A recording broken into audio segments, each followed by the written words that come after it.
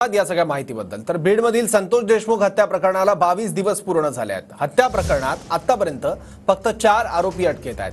3 फरार आरोपींना पकडण्यात पोलिसांना अजूनही अपयश आलंय। आरोपींच्या शोधात सीआयडीची 9 पथकं तैनात आहेत। 9 पथकांमध्ये 150 पोलीस अधिकारी आणि कर्मचारी आहेत। याबद्दल आणखी माहिती घेऊ, आपले प्रतिनिधी महेंद्र मुधोळकर आपल्या सोबत आहेत। महेंद्र, नेमका कशा पद्धतीने सीआयडी कडून हा तपास सुरू आहे आणि त्याची पुढची दिशा कशी असणार आहे?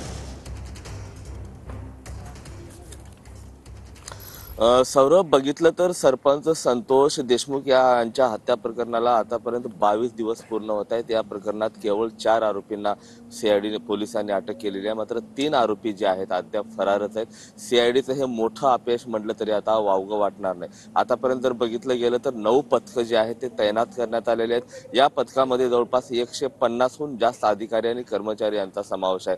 जे 3 आरोपी आहेत, सुदर्शन घुले जो मुख्य आरोपी आहे, याच्यात शोधासाठी जर सीआयडीचं जे पथक जे आहे कर्नाटक असेल, केरळ असेल आणि मध्य प्रदेशातल्या काही भागामध्ये सध्या गस्त घालताना आपल्याला पाहायला मिळते। आतापर्यंत जर बघितलं गेलं तर वाल्मिक कराडांच्या गुन्ह्यामध्ये देखील वाल्मिक कराड यांच्यासाठी जे 3 पथकं आहेत सीआयडीचे जे तैनात करण्यात आलेले आहेत। वाल्मिक कराडांचे जे खाते होते ते देखील गोठवण्यात आले। आतापर्यंत जे सीआयडी कडे जी माहिती आली ती जवळपास 145 जणांची आतापर्यंतची जी चौकशी आहे ते करण्यात आलेली आहे। आता थोड्या